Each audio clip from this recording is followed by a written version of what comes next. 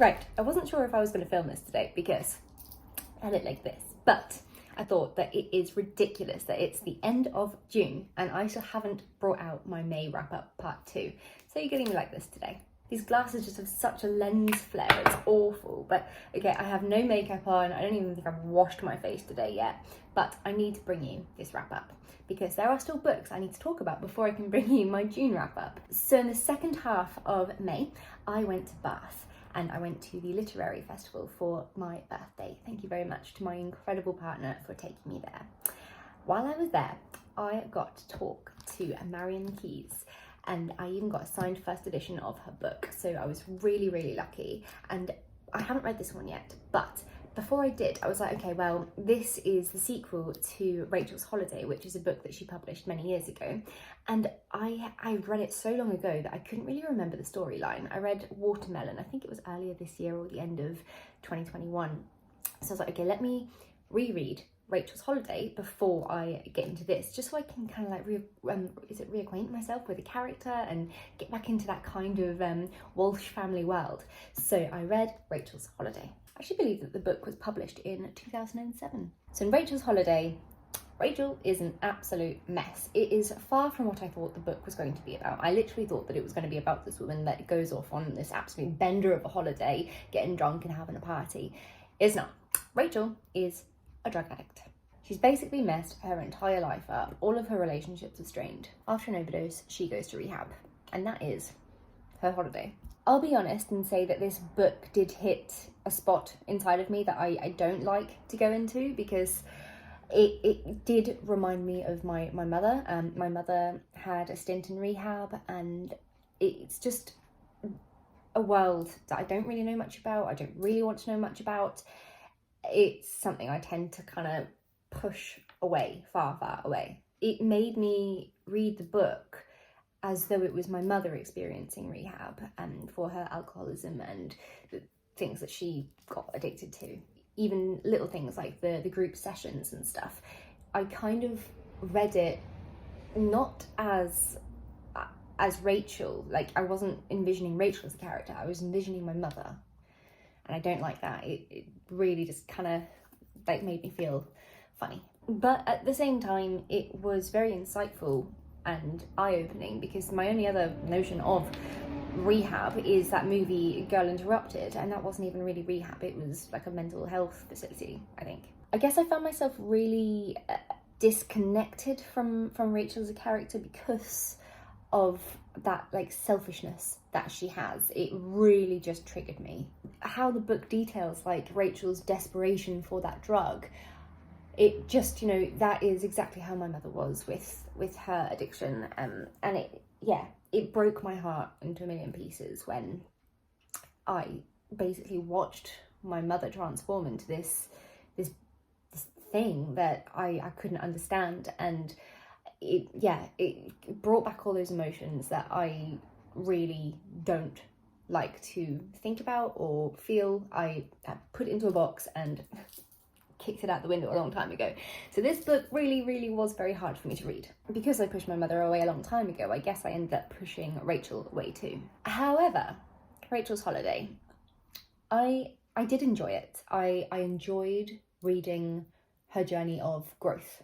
I think the thing that was really hard for me is that I read it knowing my mother doesn't have a happily ever after. She doesn't get better.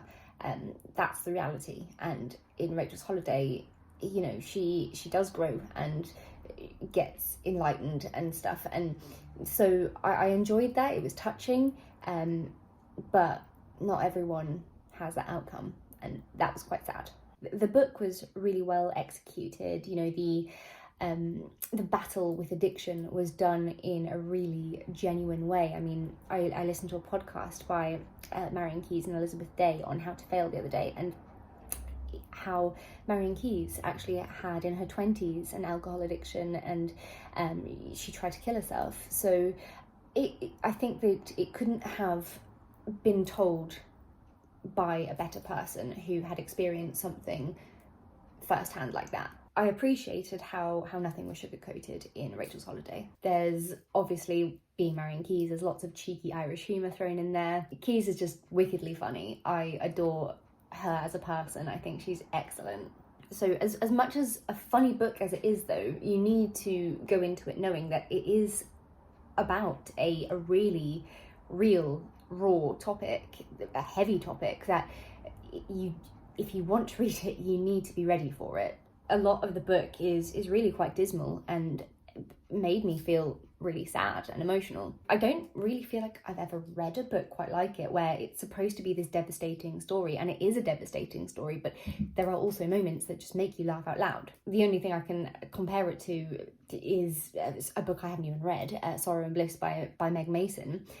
I've heard very similar things about that book, about it being so hard-hitting, so like heart-crushing, but filled with this humour, and this wit. So I'm looking forward to reading Sorrow and Bliss for that reason, I think. Or for many reasons, obviously, but yeah, Rachel's Holiday was just really unique. The next book in the series, if you follow along, it would be Angels, which is a book I also read many years ago. I will definitely be rereading it again, but I'm looking forward to diving into Rachel's world again and seeing where she is now.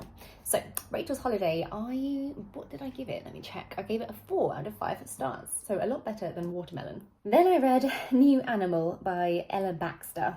This is about this girl called Amelia, who is the cosmetician at her family mortuary. She finds it really difficult to get close to people. I mean, if you basically make dead people pretty all day, it's not really great conversation starter when you're trying to meet people, is it? She's got this really unhealthy relationship with sex. It is an addiction. She needs it almost nightly with men that she barely knows. Then one day her mum just like tragically suddenly dies, and she's grief-stricken, so she heads over to Tasmania. Here she encounters the bizarre world of Bdsm, which was quite interesting to read about. It is a very strange little book centred around grief and death and, of course, sex.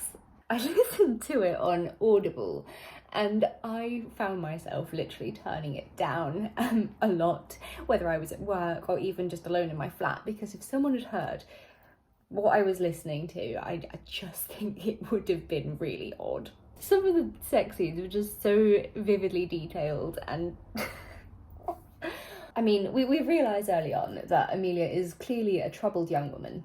She is not okay long before her mother's death, but when she passes away, it definitely takes her onto a downward spiral.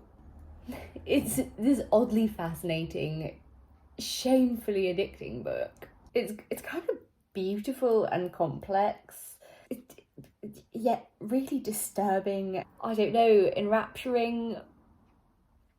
It's a very difficult book to review. I would say that this book would be a 3 out of 5 star for me. No more, no less. But I do need to just mention here, books with sex scenes that involve tampons, 50 Shades of Grey, E.L. James, I'm talking to you. Why? Just why? It's unnecessary, and it made me shiver. It's sickeningly uncomfortable. There is no need for it. The last book that I read throughout May was Tell Me the Truth by Kiersten, who I have been reading a lot of recently. I'm trying to get through her books. She seems to publish like 3 or 4 books a year at this rate, and yeah, she's kind of blown up everywhere on Booktube, TikTok, places like that. This is about this girl called Edith, who finds this picture of this mysterious woman on her husband's phone. Obviously, she's heartbroken, she wants to know who this woman is. Her husband is literally denying everything, as they do. Sadly, it's not the first time that she's caught him in a lie or adultery.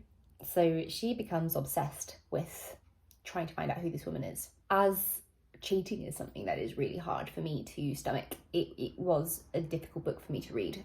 But at the same time, I felt so understood. All of these emotions and thoughts and paranoia and anxiety that Edith goes through, I felt validated. Like, oh, I'm not crazy when I have these feelings and I go on my little own downward spiral, because unfortunately things like that happen. And when we're hurt and something bad happens to us, those kind of emotions can come up, and it's really hard. I struggle personally really badly to put into like verbal words how I feel and what I'm going through. I just tend to explode, and this book put perfectly into words the things that I feel. So for that reason, I didn't enjoy it, but I felt very understood. It goes through Edith's internal struggles and her reactions to the things that she finds out, and how she deals with stuff. Because let's be honest, for someone like me who is so family orientated, so focused on, you know, love and having, you know, my future with someone and creating a family and stuff, something like cheating for me is life destroying. I've been there far too many times, and it just tears me to shreds. The sheer agony of it is insurmountable, and Modglin portrayed that kind of emotion and feeling so perfectly in this book. She obviously makes the reader despise the husband, which is the point of the book, basically. She makes us want that revenge. For that reason, it's quite fun. I find that Modglin's books are kind of like heroin. They're just so addictive and compulsive. The tension is just like through the roof. I'd say that it's a really quick popcorn thriller kind of read. Great pacing and some pretty shocking AF twists. I gave that one a 4 out of 5 stars. So they were the last books I read in May. Sorry that's so late, and now somehow I need to spend some time doing the June wrap up. I think I only read like 3 and a bit books in June, so not quite as long as before. Anyway, let me know what kind of books you read throughout May. Did you read any terrible ones? Did you read any brilliant ones? I look forward to hearing from you. Have a good day.